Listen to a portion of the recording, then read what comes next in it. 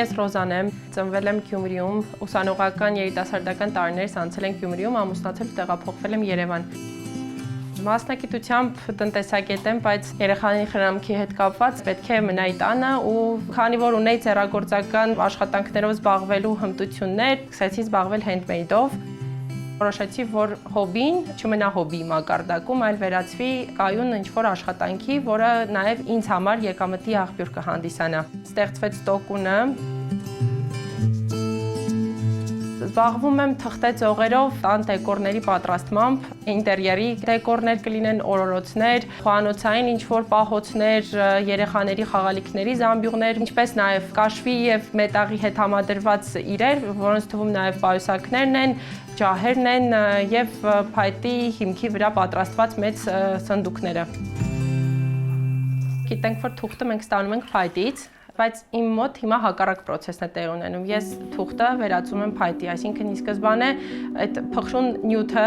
դառնում է մի հատ ամուր, ավելի երկարակյաց ինչ-որ բան։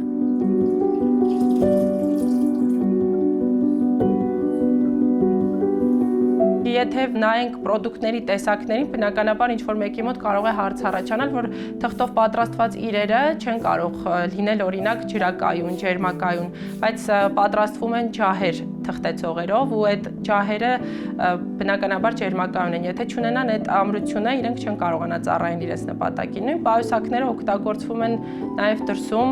արևի ուղիղ ճառագայթների տակ ու չեն կորցնում իրենց տեսքը եւ ընդհանուր իրանց բնույթը չի փոխվում ժամանակի ընթացքում։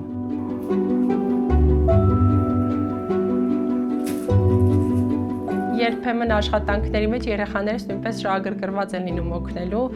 իրենց տարիքին համապատասխան ինչ-որ փուլեր վստահում եմ նաև երեխաներից ու իրենք հաճույքով միանում են, օգնում են ու չեն ձանձրանում։ Ես միշտ ինձ համեմատում եմ երեկվա ու այսօրվա հետ, որովհետև երեկ ես ավելի վատ էի անում իմ աշխատանքը, քան այսօր ու ամեն անգամ ես փորձում եմ կատարելագործել իմ աշխատանքը, փորձելով ավելի նորույթներ մտցնել իմ գործունեության մեջ, որոնք ավելի լավը կդարձնեն տոկունը։ Գլխավոր շարժառիթը, որ զբաղվում եմ այս աշխատանքով, առաջինը, որ սիրում եմ, ու եթե չսիրեմ, չեմ կարողանա այդքան ժամանակ, համբերություն ու ջանքներ դնեմ այդ ամեն ինչի մեջ։ Ու այդ ամեն ինչը նաև աշխատասիրության ու համբերության արդյունք է։